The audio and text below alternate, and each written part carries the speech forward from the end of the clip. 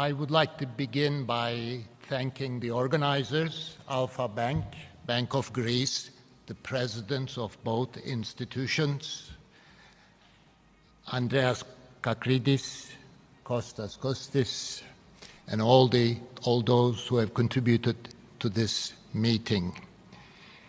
I am honored to be invited for this occasion. At the same time, I am challenged. I have many friends who are experts on the economic history of Greece, but I am not an expert on the economic history of Greece.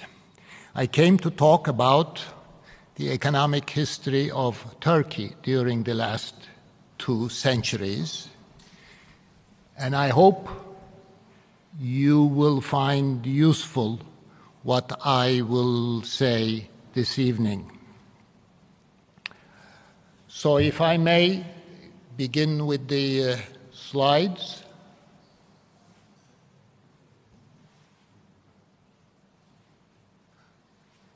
Okay, thank you.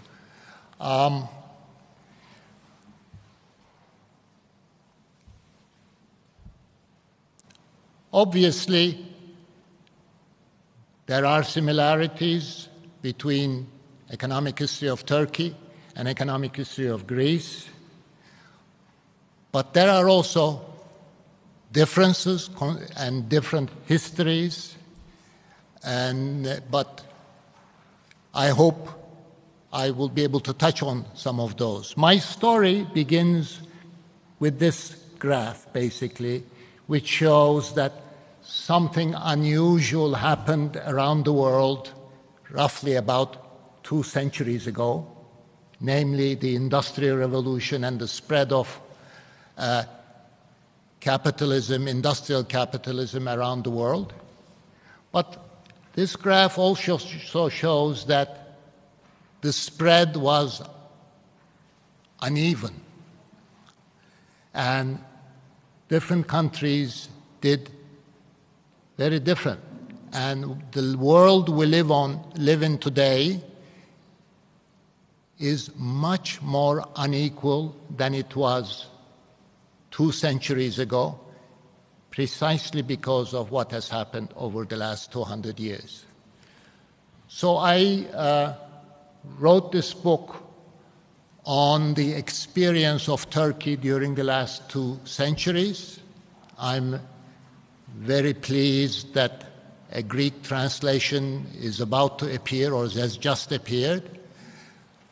And my talk today will be based on this book, but I hope to bring in a little bit of the economic history of Greece into this as well.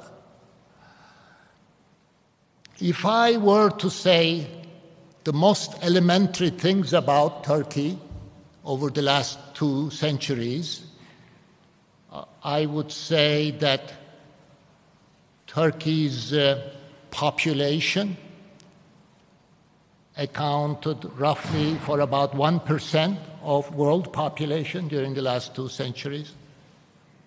World population grew, so did Turkey's population grew, so 1% was about the average. And Turkey's GDP accounted for about 1% of world GDP. Turkey did not have colonial rule, important part of this story, and Turkey did not have oil or mineral riches. It's again a very important part of the story.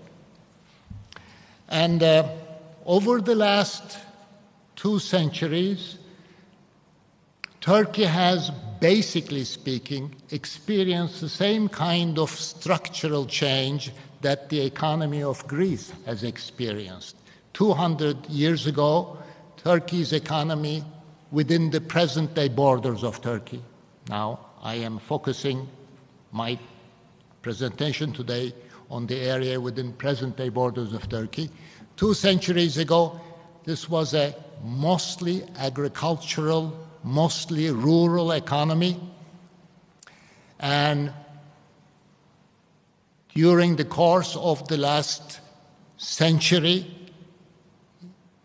urbanization gained momentum, and since 1950, you can see how urbanization picked up, along with it industrialization and the share of the labor force in the urban economy as population moved from the countryside to the urban areas.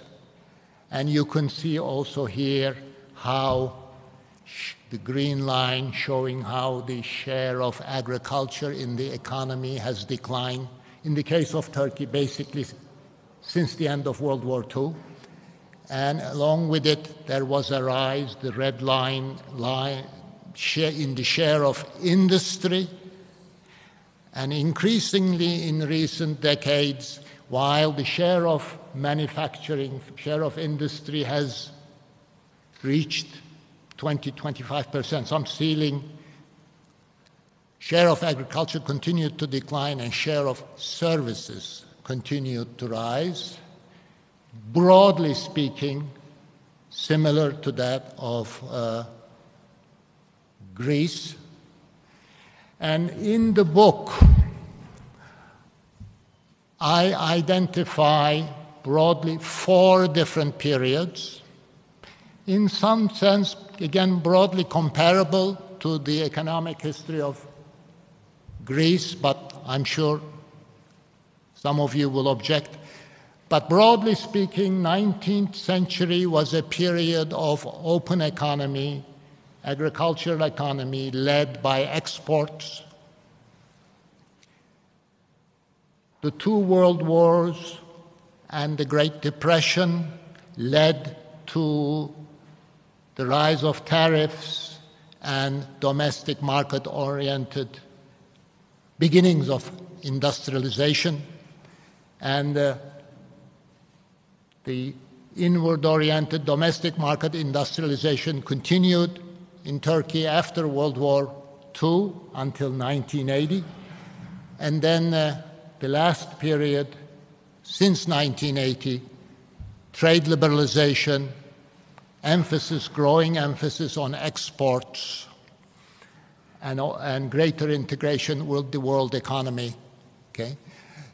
So you can see Turkey has, in each of these 4 periods, has adopted the economic strategy, the economic model most common around the world in the developing countries.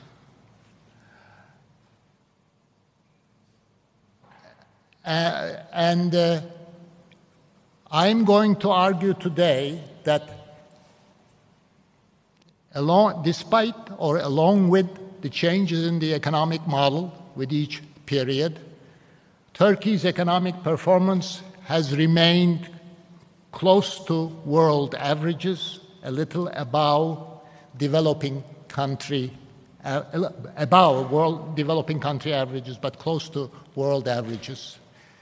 And you can see here those 4 periods, the 19th century, the open economy. You can see how share of exports and imports are rising as a percentage of GDP. And then after World War I, but basically after 1929, Turkey turns inward and share of imports and exports are declining. And this inward orientation continues after World War II until 1980. And then again, rise in the share of exports and imports. I don't claim to be very knowledgeable, but I suspect something like this pattern applies also to Greece in the last 2 centuries. What I want to do today is to show that, again, long-term economic growth as measured by increases in GDP per capita in Turkey within the present-day borders has remained close to world averages and above that of the average for developing countries. I want to show that technological change, structural change, and rising rates of investment accounts for the growth ultimately. But I want to also question why growth has not been stronger. So I would like to argue in the last part of my talk that economic variables alone cannot explain Turkey's economic performance over the last 2 centuries, and I will focus on deeper causes. I'll focus on political regime, political instability, political institutions to address the issue why Turkey's economic performance has not been stronger over the last 2 centuries. So I begin with this summary of GDP per capita over the last 2 centuries. The 20th century is based on official statistics. The 19th century is based on my own estimates, not annual, but based on some benchmark years. You can see that as I have drawn these straight lines for the 19th century and the 20th century, you can see slower growth in the 19th century. Rate of increase of GDP per capita remained below 1% per annum until World War I, and even if you take a longer-term view, even until 1950, with the exception of the 1930s. There is a big spurt in the 1930s, but there is a distinct jump in the long-term rate of growth after World War II, and rate of increase of GDP per capita averages 2.5% to 3% since the end of World War II. And this is not so different from the experience of Greece. I'll try to show some comparative things. But here, first, this graph and the following 2-3 graphs show everything as a percentage of the averages for Western Europe and the United States, as a percentage of the averages of developed countries. So you can see as a percentage of developed countries, Western Europe and the United States, Turkey's GDP per capita, for that matter, the world per GDP, but also per capita, and also developing country per capita, declined as a percentage of developed countries. That means the gap between the developed countries and the rest of the world widened. There was divergence until World War I and even until 1950, basically. Divergence. And then since 1950, there has been convergence. These are all based on my estimates, but the big database is that of Angus Maddison and the associates. And I've made estimates for Turkey, Middle East countries, but of course, recently, in the last 2 decades, estimates for Greece by George Kostellanos, Socrates, Pesmezas, and their colleagues have also been included in this database. So I thought, in preparation for this talk, I thought I would bring that in to show how the 2 countries have done over the last 2 centuries. You will not find this graph anywhere else, but I thought I enjoyed it immensely as I drew this in recent weeks. Okay, the red line is Turkey, as I showed in previous graphs. The blue is Greece. what fascinates me, I hope you'll share this, is how the big pattern is similar for the two countries. Both countries experience slow rates of economic growth, increase in GDP per capita in the 19th century, and then more rapid since 1950. Both, of course, countries have been sharply hit by World War I, World War II, but not so much by the Great Depression.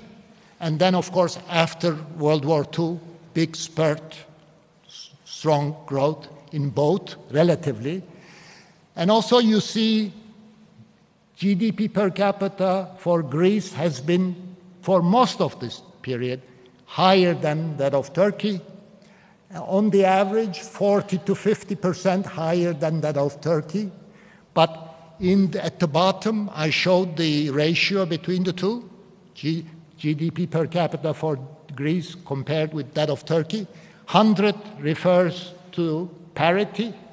You can see that the proportion, the ratio varied between 1 and 2. Greece and Turkey had about the same GDP per capita. Greece GDP per capita is higher in most of the 19th century. There is parity during the one-year Balkan War before World War I. And then there is again parity, or Turkey's GDP per capita is higher for 2 years, the last 2 years of World War II. But the rest of the way, Greece's GDP per capita is higher, reaches as high as double that of Turkey after in the 1970s, 80s, and then recently it's declined somewhat. Okay? But the similarities here are striking, and I wanted to also show you a couple more graphs again. This is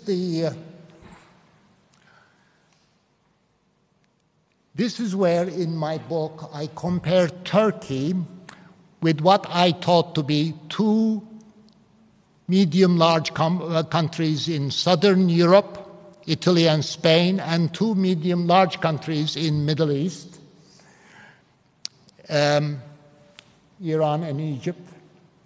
Again, this is a very striking pattern in the sense that you have divergence roughly until 1950. The gap between each of these countries and the averages for developed countries is widening until World War I and even until 1950. And then there is catch-up, convergence since, but the strength of convergence varies. Italy, Spain have the strongest catch-up, Turkey, modest catch-up, and Iran and Egypt have less of a catch-up. So I thought, well, why not bring in Greece into this? The blue line here shows Greece. Again, very much part of the same pattern, very much part of the Southern European pattern, if you want. Divergence until 1950, and then convergence since. Recently, I've been reading the book by Carreras and Tafernel on the 202-century economic history of Spain, okay? And it's fascinating in terms of the similarities and how, obviously, all of these countries have experienced same global forces, but at the same time they have their own political histories, their own separate histories, and that often accounts for the differences.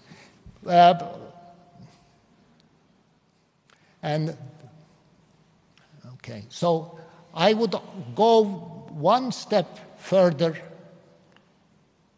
go back to this graph. I thought I could add here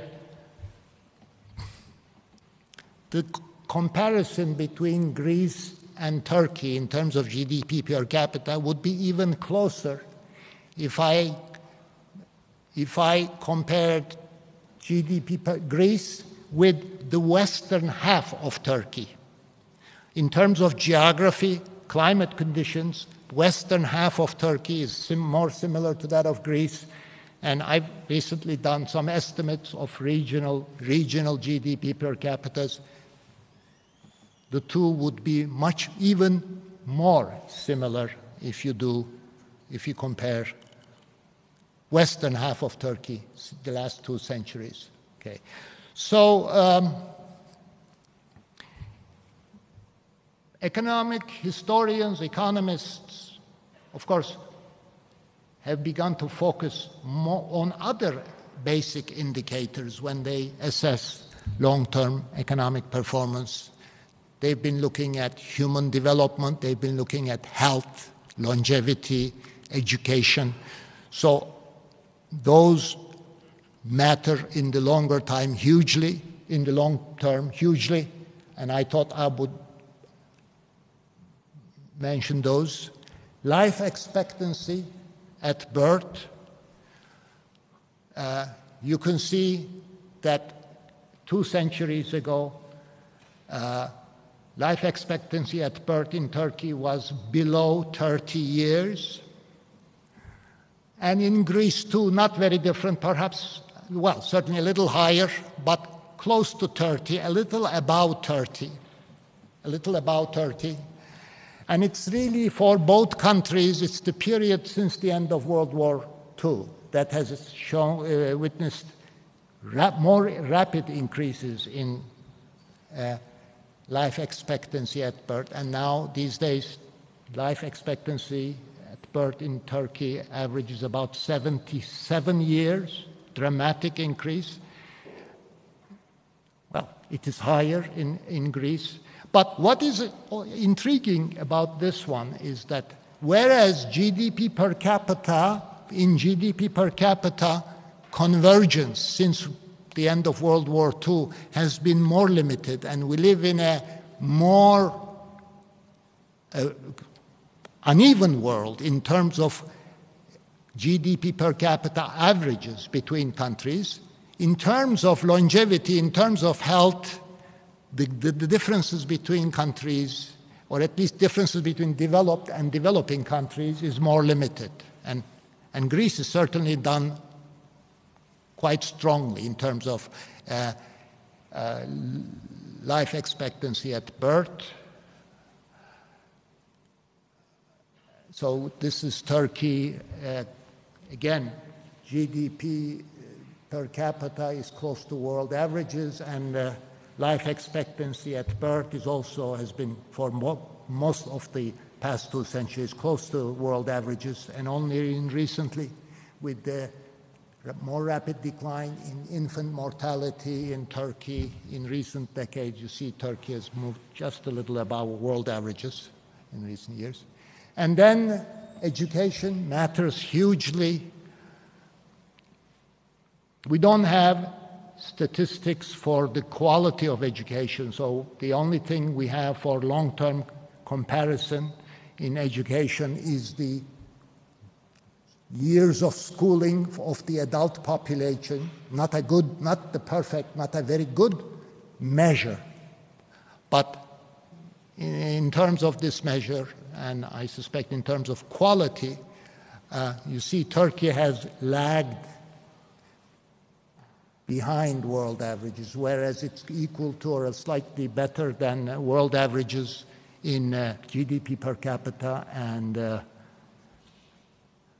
health has lagged behind world averages in terms of education. Now, I'm going to briefly go over some of the proximate causes of economic growth. After all, if I were to go back to this graph or to this one, in this graph, we're talking about GDP per capita in both Turkey and Greece increasing more than tenfold, 12-fold, roughly. So that's a large increase. In constant dollars, from less than $1,000, $1,990, and in the case of Greece, about $1,000, to $12,000, $15,000. So 10, 12-fold increase. So that requires some explanation, and I want to give the basic factors first. Obviously, when we're trying to explain economic growth over the long term, we're talking about new technology, the spread of new technology that began with the Industrial Revolution. And in Turkey, economic growth in the 19th century is slow because the diffusion of new technologies is basically slow. This is a more rural economy based on agriculture, and the spread of new technologies in agriculture is slow. So there is some growth based on those growing commercialization and slow spread of new technologies that accounts for the less than 1% rate of growth in the 19th century. And then beginning with the great 1930s, there is protectionism, industrialization, and after World War II, migration, more rapid structural change, and more rapid economic growth. And in this sense,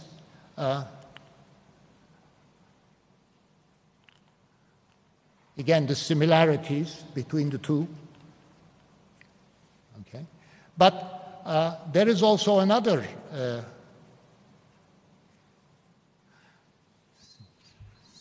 basic similarity. Both countries have experienced, over the course of the last 2 centuries, increases in the rate of investment.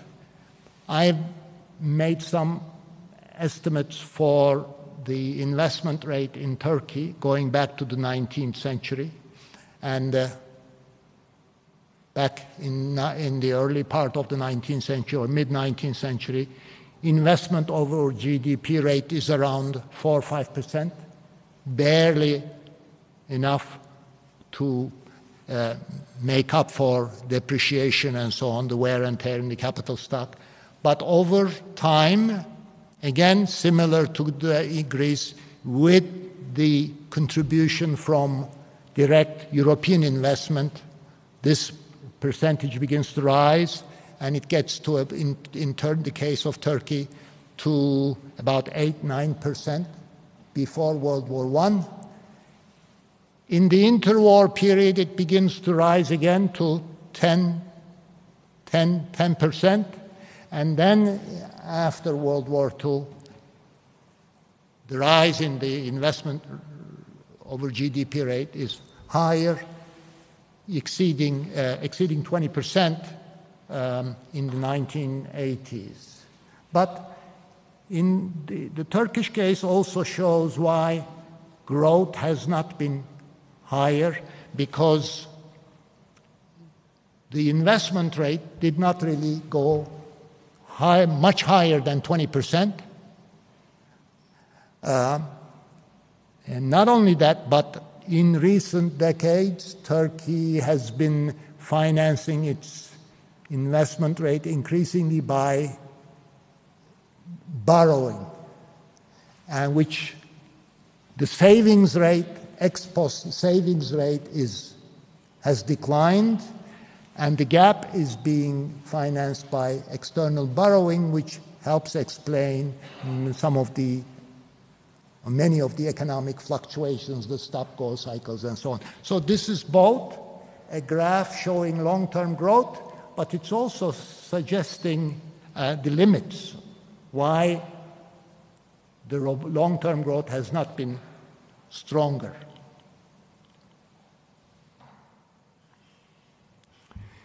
Now, I would also add to this list why growth has not been stronger. I would like to add to this list of proximate causes, or remind you of the fact that Turkey's long-term education performance has not been strong, that it's been, until recent decades, women's education especially, but not only women, both men's and women's education have lagged behind world averages. And if you combine those three, slow diffusion of technologies, at least for the 19th century, average, rising but average investment rates, I say average, remember that when we compare it with some of those exceptional cases in East Asia, those investment rates for Turkey are really not comparable to those in Asia. And also rates of education and skill formation. When you combine those, we go a long way, well, or at least we understand both economic growth, but we also understand basically why Turkey's economy has not been high-tech, has been low-tech, low innovation, and total factor productivity growth has been low. Total factor productivity growth in Turkey has averaged less than 1% per annum, say since the end of World War II, for the period for which we have estimates.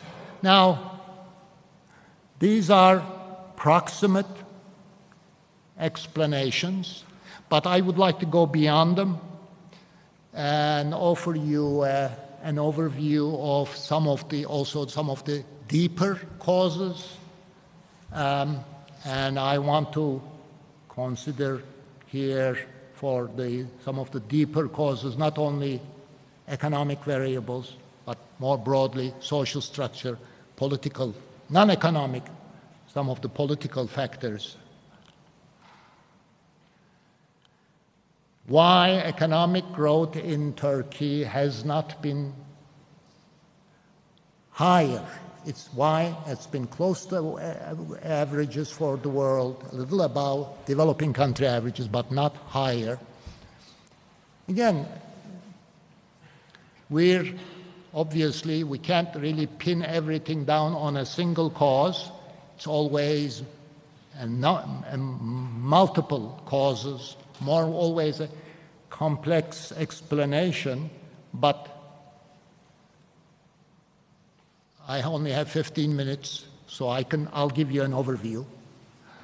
And first, why catch-up or strong catch-up is difficult. First, I want to mention that at the end of the day, there are external causes or constraints facing late industrializing countries arising from global rules or the global economic system. Now, Turkey did not experience colonial rule in the 19th century or in the 20th century, but has always been influenced strongly by global forces and global institutions, global economic institutions. In the 19th century, the Ottoman Empire was locked into, signed free trade treaties, and certainly that influenced, it retarded, it delayed industrialization in the 19th century. That we could debate that.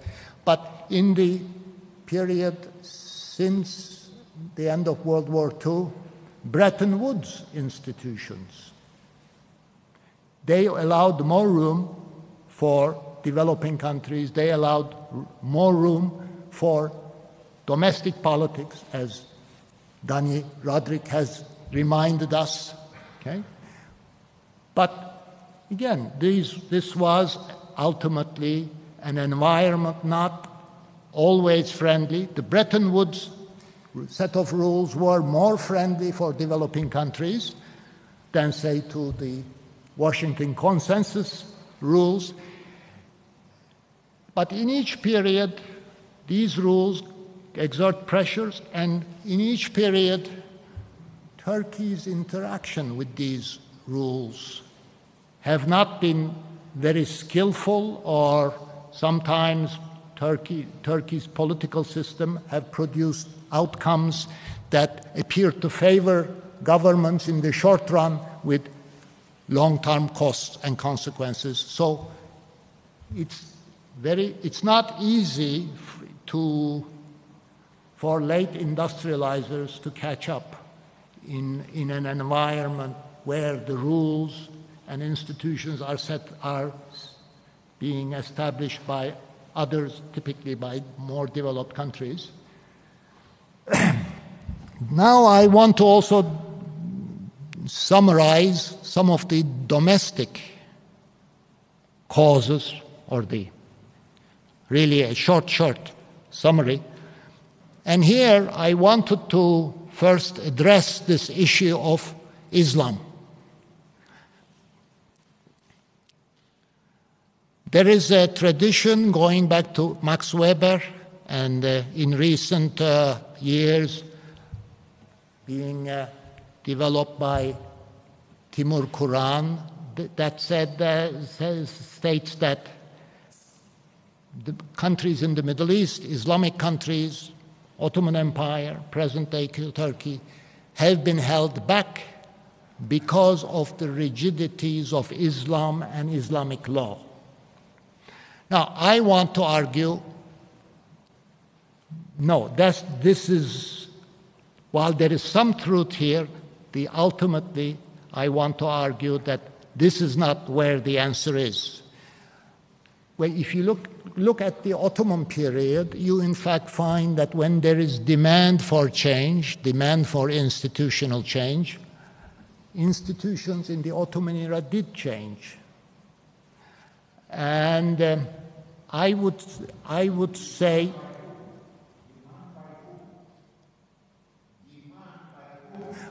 demand by private economy, for example. When I meant, thank you, I mean, let's say if there is sufficiently strong demand by merchants, financiers, and so on, were there adjustments? Yes, in that sense, there were adjustments. But in this issue of Islam and the role of Islam in the past, I agree with Plateau and Jared Rubin, who emphasized that at the end of the day, it's not Islam, but it's politics, that rulers, Ottoman rulers, and rulers in present-day Islamic countries, Middle East, use Islam and continue to use Islam to gain political support, to make things easier for them in the short term. And you could say that about the Ottomans as well, that including the prohibition of the printing press and so on. And more recently, we have the case in the 21st century of a Turkish leader who openly uses Islam and exploits and tries to take advantage of cleavages for personal rule and attempts to take advantage of growing polarization or exaggerate polarization. So the answer is, in my opinion, not in Islam or Islamic law per se, but the answer is in politics. So I'm going to focus more on social structure and political institutions. In my view, there are better periods, there are more difficult periods in Turkey's history over the last 2 centuries. But there have been periods when cleavages, especially identity cleavages, more than class cleavages, but identity cleavages between different elites and between the different elites and the state have persisted. I'm thinking about going back to the reforms of the 19th century, to the cleavages between the reformists and secularists, reformists of the 19th century, and the more conservative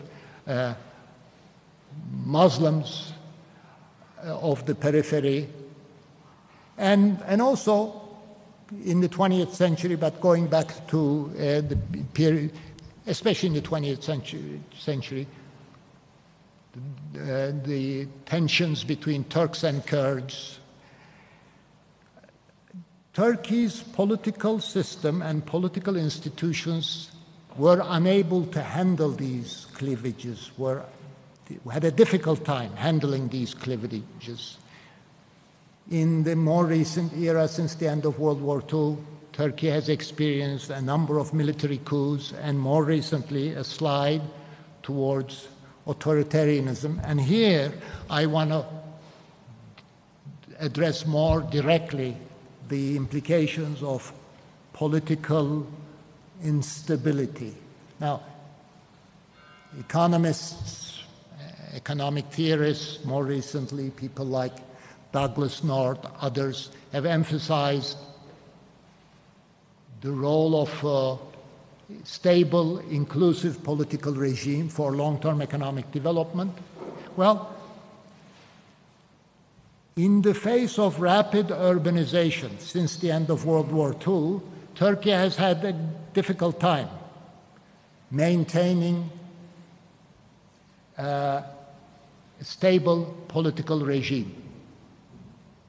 Political institutions have been weak, political regime has been fragile, and again intervened, military coups intervened, and more recently there has been clearly a decline in democracy. And in fact,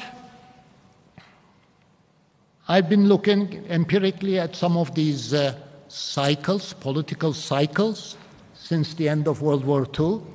I have been able to identify 5 cycles since the end of World War II.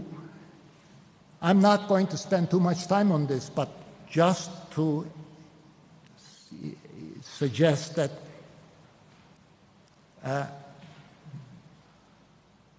in Turkey, politically more stable periods and economically better, stronger performance are typically followed by rising political instabilities, conflict, which translate into macroeconomic instability, decline in not only in macro institutions, macroeconomic institutions, but also microeconomic institutions and weaker performance. Since the 1960s, Turkey has experienced about political cycles of 20-year duration, roughly. 60s has been good, 70s have been poor, 80s better, 90s poor.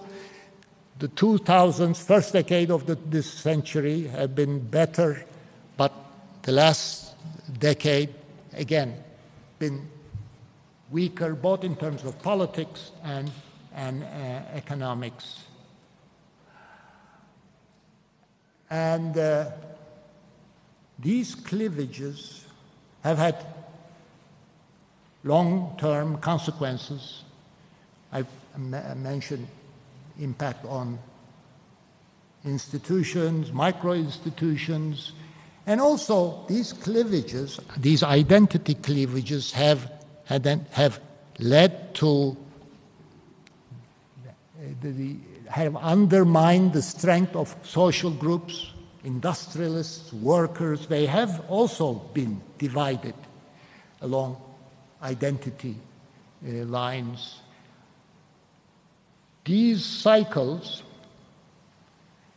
have also undermined state capacity and the quality of state interventionism. I mean, one of the big themes in this conference is states versus markets, and I take state interventionism and the role of state in long-term economic development very seriously. But in the case of Turkey, these cleavages, identity cleavages, political, macroeconomic instabilities have seriously influenced state capacity, undermined state capacity, and the quality of what state interventionism can do.